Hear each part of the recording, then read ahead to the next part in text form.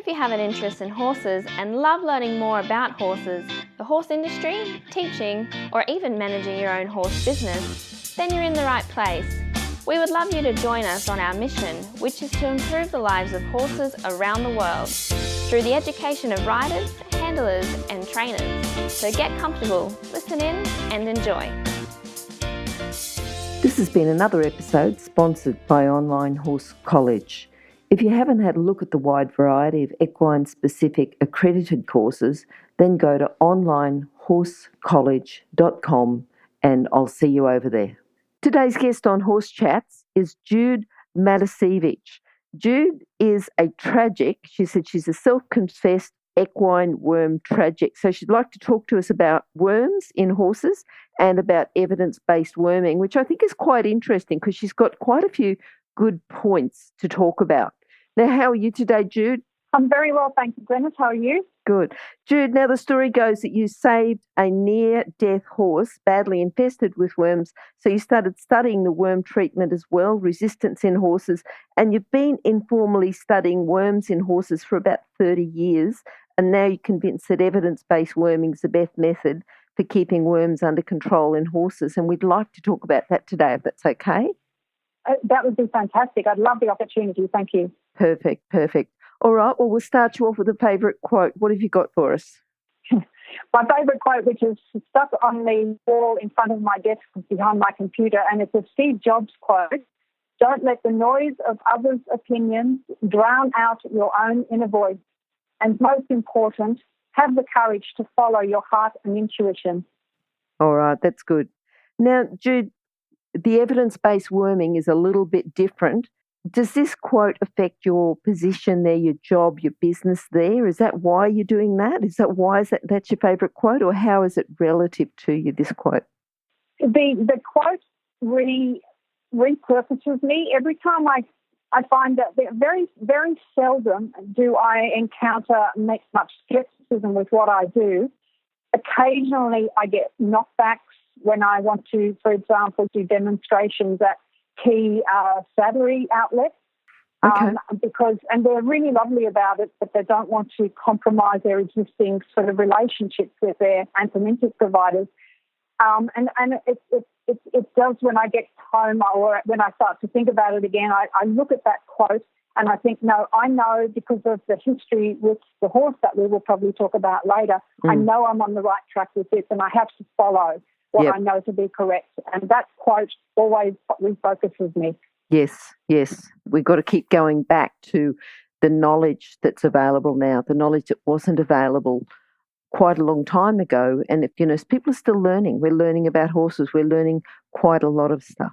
But interestingly, when I was attending the Australian Society for Parasitology conference last year, one of these Australian animal health companies did actually ask me to come and chat with them. And I was able to see or ascertain from them whether they were concerned about businesses such as mine popping up. And they said not at all. They were also aware of the science, and they'd actually crunched the numbers and worked out that it was in their interest to make the current crop of chemical anthelmintics last into the future rather than try, inadvertently accelerate worm resistance to their anthelmintics. I thought that was very interesting, and I would like other animal health companies to sort of have that view as well. Yeah, that is interesting, isn't it? You'd think you'd almost be the opposition. Yeah. And what we're looking at too is the best life for the horse. And if the horse has got the best life, that's what we need. And if evidence-based worming is going to give the horse a longer, happier life, that's what we want. Absolutely, yes. Mm-hmm. Jude, how did you start with horses? What are your first memories? Well, tell us about one of your early memories. Okay, yeah, sure. I think like every other passionate horse person in the world, I was born with the knowledge that one day horses would be part of my future. Unfortunately, I lived in a small, and it wasn't a town, it was a small city on the east coast of Australia, and I was not allowed to have a horse at all. And so I think I got my big breakthrough when a girl came to our school, joined our class, and she was the author Miles Franklin's second cousin, Janice. Mm-hmm. And Janice had come from their family property at Brindabella in the ACT. And we became the best of friends, and I was incredibly fortunate to be invited back to her place for school holidays, where I'd spend a couple of weeks every school holiday, and we would just go bareback riding. We would just disappear into the high country and sort of go out after breakfast and come back after dinner. So from not being able to ride, I became quite an expert just from holidays at her place, and I have incredibly fond memories of those times and often think about those horses, and I can still name them all. That's good, isn't it? 1963. Wow. Tell us about your first memory with worms. Tell us about the horse that you had that almost died. Well, it was very interesting. I had no idea about, I knew about horseworms, of course, but I had no idea about resistance. And I was, at that time, and this is back in the early 1980s, I was a very passionate and sort of aspirational dressage rider, and also warm blood horses were, becoming the horse to own. So I purchased a 5-year-old warm blood gelding and took him to the equestrian centre where I kept him. But unknowingly, I had also purchased a cargo of resistant worms. And he was kept in the thing that stood out about this horse is that it didn't matter what I did with his feeding regimes, with the exercise that I was doing. The horse never thrived. He was always tired. He never had a nice coat. He was a black horse that yellowed. And every time I was worming him every 6 weeks with one of the BZ group of drugs, and every 6 weeks and a little bit, out would come an offering of a huge number of what I know now to be small sundials or stomans. And I thought that the chemicals were working. Then I took him to a dressage clinic with a leading dressage rider at that time, and that fellow got on the horse, and the horse actually ground to a stop and wouldn't walk, wouldn't move. So when I took the horse home, I got the vet, who was Dr. Richard Chapman. He looked at the housing of the horse, and the horse was in a large stable with sawdust, big yard. It was cleaned twice a day, and all food was sort of brought in. So his horse was not pastured. I probably wouldn't do this these days, but that's how it was then. And he just said to me, I think you've got a problem with resistant worms. And that was the first time I'd heard that term. And he said, don't worry, you're very lucky. He said there's a new chemical has just come on the market in a form that can be taken by horses, because initially they were injecting cattle with it, and of course ivermectin. And he managed to get some, and he treated the horse, and it transformed the horse. And it was just, I was dead lucky to have been in the right place at the right time and the right sort of decade, if you like. That horse ended up just transforming. He became a live wire, and he became beautiful to look at. He had a lot of energy, and he was only alive thanks to the introduction of that new chemical group onto the market. Now, just remind me, the ivermectin, it was okay to inject cattle, but it was actually illegal to inject horses for a while, wasn't it? Illegal to use on horses? Yeah. The saying at that time was, you can try it, but the horses will slide off the end of the needle dead. So obviously there was not an uptake of an injectable form for horses, and then the paste sort of came out. Yeah, but it had been used in the ruminant industry for a little while before that. All right, now you went from this experience with your own horse and with the resistance worms to then go on and do study with horses and then start a master's really focusing on worms and horses. So would you like to tell us a bit about that pathway? Or not even about the pathway, but what made you start that pathway? Was it that first initial experience with your first horse, the ivermectin? Was that what generated that interest? It was, but, like most people, I thought that would be in forever. Like there would be different kinds of, there was ivermectin and then avermectin, and they're all part of and then moxidectin, and they're all part of what they call the Matusciewicz lactone family. And that sort of moved forward now to the maybe early 2000s. And I, like most people, thought that they would just be available and they'd always be developing a new kind of chemical from this family of wonder drugs, the Matusciewicz lactone. And so I started to hear more and more stories about resistance creeping in to this Matusciewicz lactone family. And So I suppose, innately did not treat my horse very frequently with it, and without knowing, what sort of worm burden the horse had or anything, I just sort of started to use it more sparingly. And it wasn't until I sort of retired. I used to work in the Commonwealth Department of Agriculture, and it wasn't until I retired from there that I started to, you do all the things when you retire and then you look for something a little more meaningful to do. And I thought I would follow this up. I was always interested in it. So I looked at Charles Sturt University, my old university alma mater, and then I tried to see if I could just do some subjects and make it into a postgraduate certificate. But when I inquired about that, they said I had to enrol in a master's degree and then exit at a certain point. Yep. And so by the time I did that, I got quite hooked, and I ended up doing a lot of interesting subjects. But there were 3 subjects in particular that led me to the current business, and they were parasitology, of course, also extension, which, the term that allows me to talk. I talk to people and I spread ideas about things. And another one, which was critical reviews in animal science, which allows me to look at scientific journal articles and transcribe them and put them into lay terms, which allowed me to write articles. So when I sort of thought, hang on, I've got all this, and now I know that there's this, increasing problem with resistance, but the difference this time is there are no new chemicals coming onto the market. So there's nothing. And I had seen the future back in 1980 without knowing that was the future. And I thought, this is a really serious thing now, because there are no chemicals coming on the market. It takes at least 15 years from an aha moment with a new chemical to actually getting it onto the market. And not many companies are investing that amount of time or money because they want quick returns. So you can't really blame them. So at the same time, the textbook that I had purchased, it was recommended to me, was talking about a new way of looking at things. It was quite a different paradigm. Instead of treating the horse, you actually look at what the horse is shedding, and you have to look after the worm population rather than kill it. And that to me it took a long time for me to get my head around it. Yes. To start, but when I did, I thought this makes so much sense.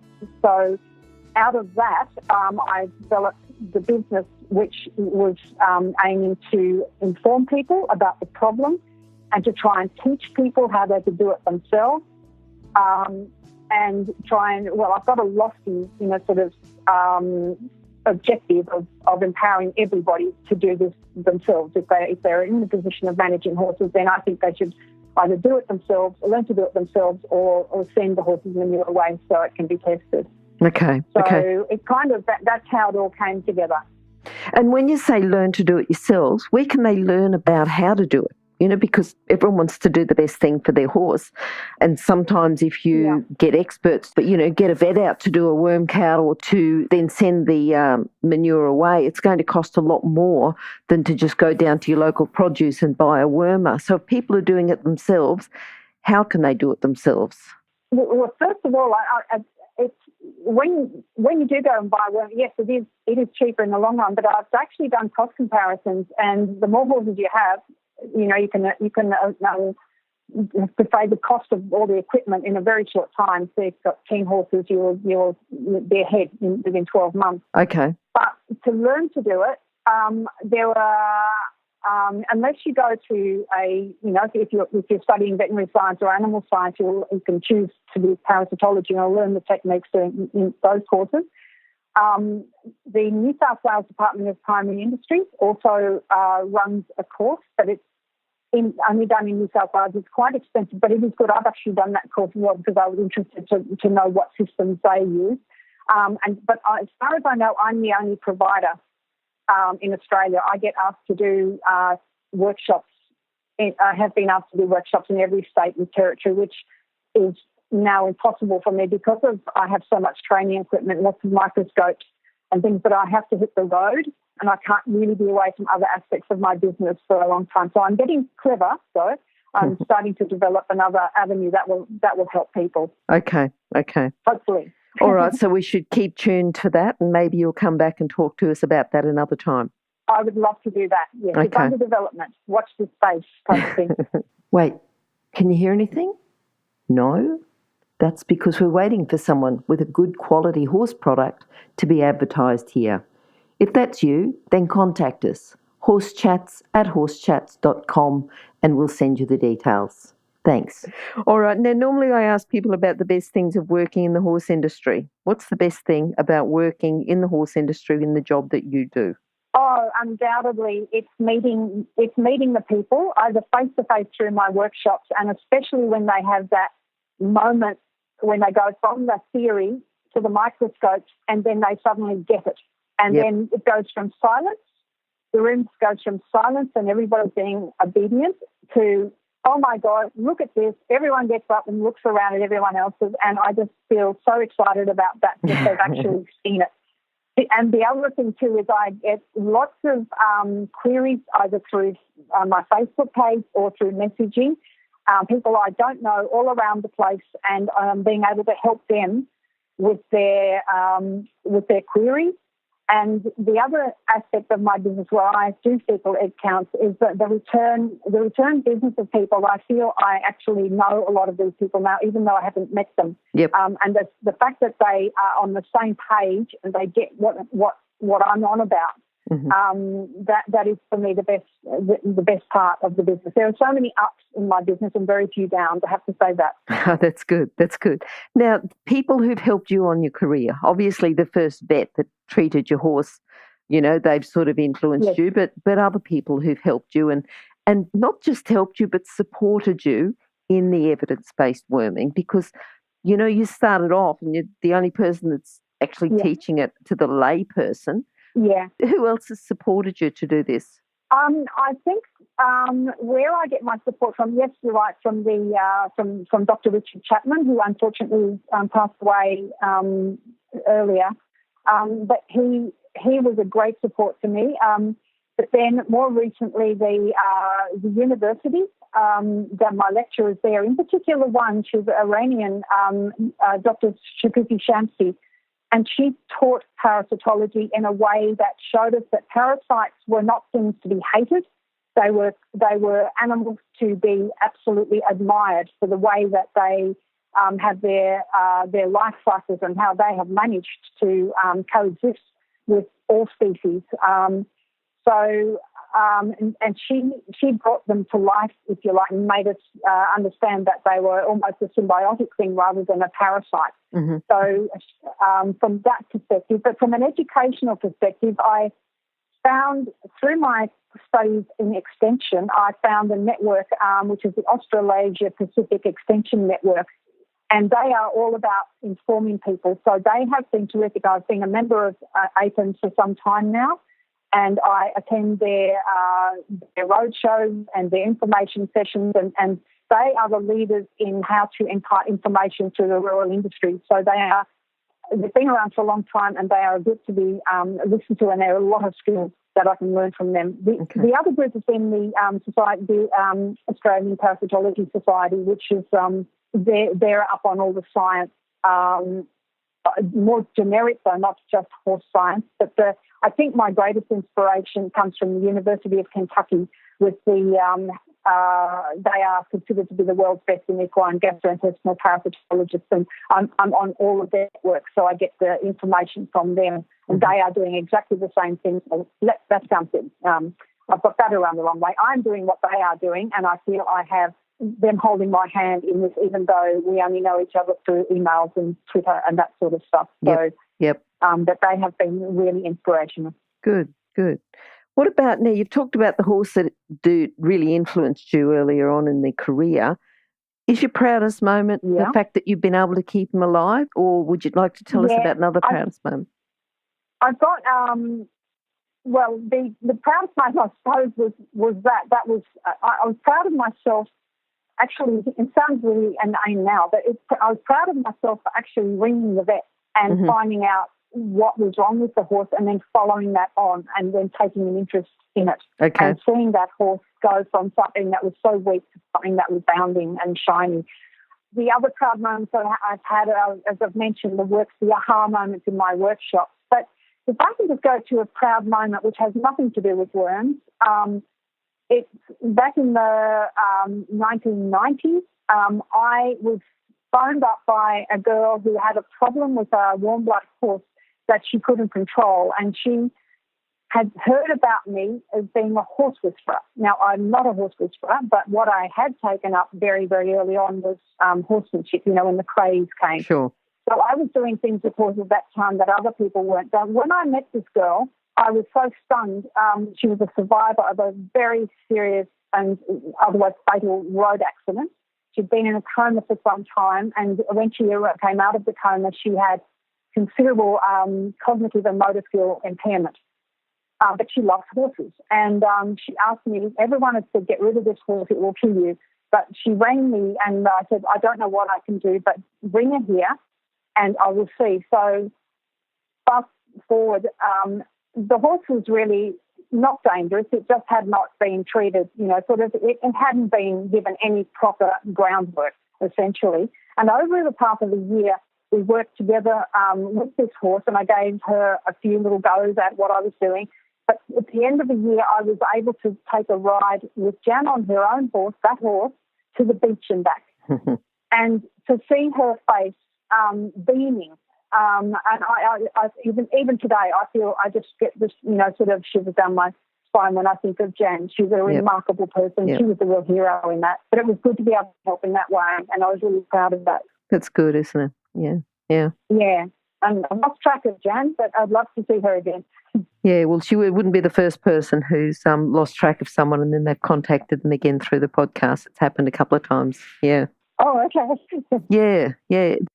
Now, challenge. The challenge that you get, what do people say to you? If you start talking about evidence-based worming and you get people who say, no, I just worm my horse every 6 weeks and I change wormers or something like that, what sort of feedback are you getting, your most challenging feedback from people? Is that what it is? I already know everything? Yeah. Well, that's really interesting. You asked me that. I virtually get no challenges from the people. People are very open about something. How the horse industry works. Everyone hears a little bit about something, and so they're kind of open to maybe trying something, but not quite now. But word filters through, and so I tend to get more questions of how do I move from one to the other. Apart from my biggest challenge, really, and facetiously, we have to be keeping up with social media. Okay. But seriously, my business, my biggest challenge is actually some veterinarians. Most vets, I've trained one vet in one of my workshops over in Canberra. But there are some vets who refuse to believe that doing fecal egg counts for horses is done for environmental management of populations of worms rather than as a diagnostic procedure. Now, my business I make it very clear to everybody this is a non-veterinary thing, and you must not stray into that area. The vets are very slow to come on board with this new way of thinking, and that's not just me saying this. In fact, the University of Kentucky has just done a complete awareness raising session with the veterinarians because they've also found that the vets are very slow to come on board, and like me, they're very surprised about this because the vets are the ones that are going to be having to handle resistance, in the future. So I've seen what it was like with my horse Argel, that he was able to be treated. What it's going to be like for vets trying to treat horses with resistant worms in the future, because once resistance is in a worm population, it can never be eradicated. So they're the ones that are going to be dealing with it. So they really should be on board with evidence-based worming, selective therapy, targeted treatment, whatever you want to call it. And I encourage anybody who listens to this podcast to talk to their vets about it and to ask their vets if they could do fecal egg counts for them as a parasite management system rather than a diagnostic, because it's very inaccurate as a diagnostic process anyway. Okay, good. Just thinking about the general horse owners, because you get people who come in who might be interested in what you're doing. What's a common fault? What's the most common fault you get with the horse owners? Something that they're doing and doing wrong. The most common fault is when they send their fecal samples to me and I give them the results, and the results are a very low egg count, they will treat the horse anyway. Okay. Yeah, so that is a really interesting one because it is very hard, because we've all been, well, not me so much now, but I was, because horse people are conditioned to treat every 6 weeks, and because of some of the wording and some of the publicity that comes with these treatments, that you really can't afford to break this cycle. You must do rotational worming, or you must do it every 6 or 12 weeks. Yep. People are a little bit frightened to stop that, and it does take a lot of courage. For example, I used to do my horses, as I mentioned earlier in the interview, every 6 weeks, so that was with Ardell. Now my horses get treated once a year. Mm-hmm. And that is for tapeworm, for anything else, sort of bots and that. But it's a targeted treatment once a year, usually in late autumn. Okay. And for people to do that, it's a gradual thing of getting confidence in evidence-based worming. That is the term for the strategy rather than my business, to get the confidence in that and to start using less and less chemical antilimbics. I should point out too that we're not. No one who's involved in this new paradigm is against chemical wormers. We're just all for more judicious use of them so that they last us when we truly need them into the future. Yep. If you're an equestrian coach or a horse riding instructor, or even if you aspire to be one, have a look at the free video series for horse riding instructors on the Horse Chats website. Go there now, have a look. horsechats.com. All right, Jude, what about a book? Have you got a book that's influenced you, one that you'd like to recommend to our listeners? Yeah, and anybody who wants to get into my line of work really must spend the money and get the Handbook of Equine Parasite Control. The second edition has only just come out, and the authors are Martin K. Nielsen and Craig Reinmeyer, and they are Martin Nielsen is the chief lecturer in parasitology at the University of Kentucky. It's an excellent book. It is written for veterinarians, but it's also very easy for the layperson to understand. It's not cheap, but it is an essential part of having it by you if you're going to do this sort of work. Good. And remember, you can find all the books recommended by our guests at horsechats.com/books. You can have a look at the guest page for the individual book they recommended, or just look at the recommended books by order of popularity at horsechats.com/books. All right, now what are you looking forward to now? Something that your future hold? The future is held. My lofty ideal to empower all horse owners everywhere to be able to do fecal leg counts. I'm developing the step-by-step manual so that people can sort of be guided by a whole series of photographs. I thought about doing a YouTube video, and then I thought, why not just do a desktop manual that sits flat on the desk so you can just look at it page by page rather than refer to having to refresh the computer or just stop the video or something like that. So that is what we're working on at the moment. Okay. And I hope to have that out in spring. All right. When you do have it out, we'd love to have you back. We can talk about that and go over a couple of things within that. That would be a fabulous opportunity. Thank you. Okay. All right. Jude, summarise your philosophy now about worm control in horses, just in a sentence or two or a couple of sentences. I can actually sum it up in our catchphrase, if you like. It's very short and it's very catchy, and it's always confirm before you worm. Okay. All right. Just say that again. That'd be good, just so it sticks in everyone's head. Yep.